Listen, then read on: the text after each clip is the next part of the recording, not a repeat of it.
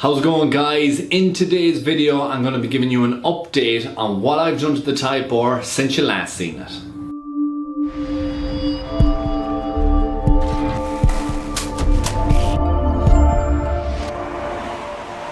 Update on the Civic Type R. I am just getting ready to replace the water pump as we speak.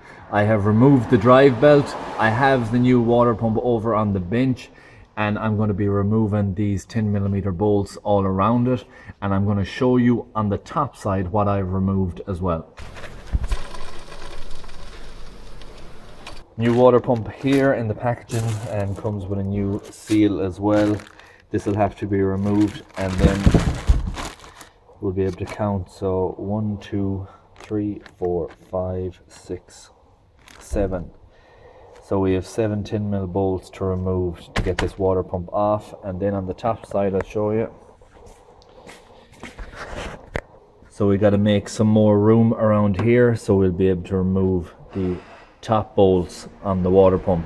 I will be stripping the tensioner off it, and also removing the brackets on the top side here, so we can get at that water pump now. The engine mounting and the brackets that are attaching to it, you can now see some visibility down here. I'll be removing this tensioner next, and then I will be taking this pipe off first. These are the items that I've removed. 14 mils is them ones. It's pretty much 14 and 12, and if you are removing the engine mount, you need to rotate it as you take it up. I also have a jack underneath the engine so I can pick the height. The tensioner is now removed out of the way, and holding that in position is 3 12mm bolts. So there, and there, and that pulls back, and now we have great visibility to the water pump. So I'm going to be removing all of these next, and I counted them out earlier on. I think there's 7 around there, and then this pipe here that needs to be removed, and then that water pump is good to come out. So I have 4 10mm bolts removed from the top, and then another 10mm bolt removed from this pipe here, and then you just put a screwdriver in and wedge it out. I have 3 more to remove on the lower side, and then that water pump is good to come out. So you can see up there, to remove the last 10mm, which is the most difficult, I've got a 1/4 inch wobble joint onto my 1/4 inch drive, and that's how you access it to remove it. Water pump is now out. Next thing I'm going to be doing is cleaning this up before I install the new one. And just over here, have the old one taken out and new one side by side, comparing it, and all is good. So this will be ready to go in once I have it cleaned up, and I'll put the new seal in here. I've now cleaned up all around the water pump area down there, and we are pretty much nearly ready. There's a little bit more down on the inside, but we're pretty much ready to put the pump back in. Over here, I need to do a little bit of cleaning up on that pipe before I pop that back in, but another few minutes, this will be all ready to go back together. New water pump is back up in position, and all these 10mm are tightened up. Crankshaft pulley was removed. There is a keyway on it, so you will be able to put it back on without issue again. And I'm going to just spray degreaser on this area here before I put that back on.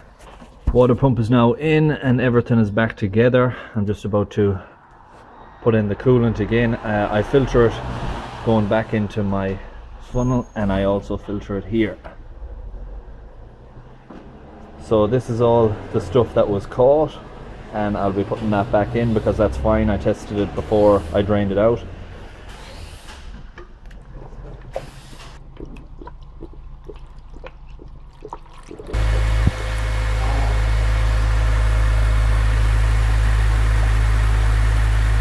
So I'm just letting it run up now, and this will make it easier to bleed with this spill-free funnel set.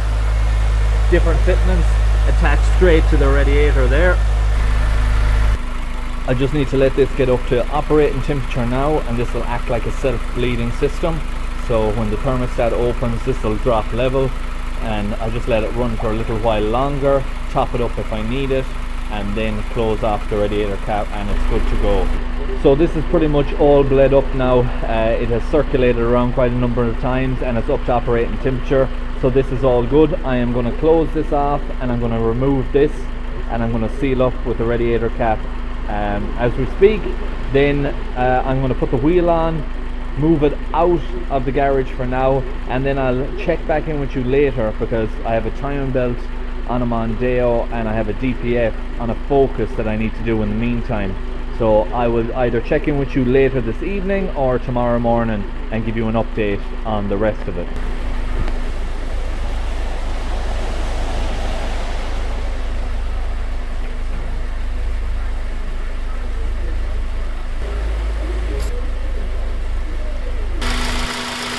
The noises are now all gone and I'm absolutely delighted. I've replaced the water pump, I have the idler pulley changed as well, I have bled up the coolant system, and everything is as it should be. It's much different. Sounds really good, driving it sounds nice, everything is perfect on that. Now I'll just bring you over and show you why I am absolutely delighted I changed it. So here is the old water pump, and not looking too good. You can hear that.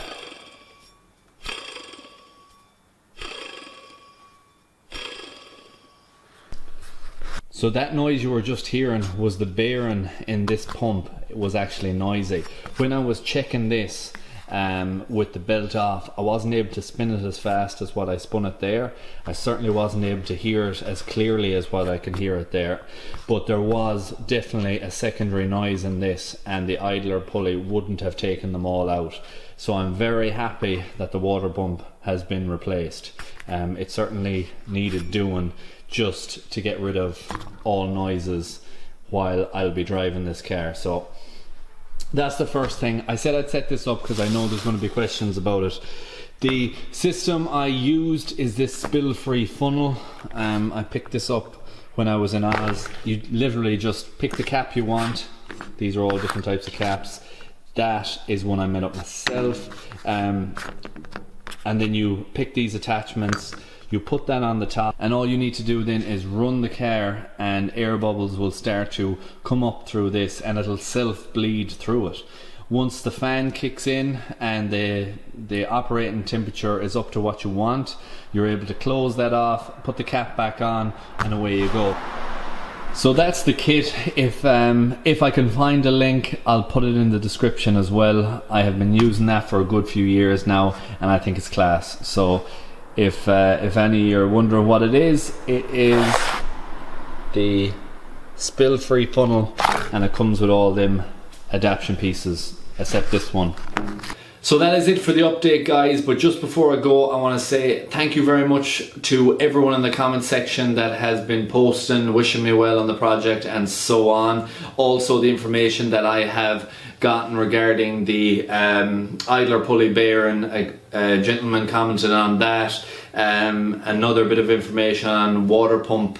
He was trying to say that I didn't need to replace it, even though I did need to replace that. I do appreciate the comment. I appreciate anyone that's trying to give me information that thinks is going to be helpful. The wax oil one and different treatments, I've got a load of people commenting on that. I've also looked into it a lot further with some people I know in the industry here, and I'm going to be addressing how I'm going to move forward with the wax oil and the methods I'm going to be using to underseal my Type R completely. Thanks so much for watching. Give this video a like, subscribe if you haven't, and I hope to see you in the next one.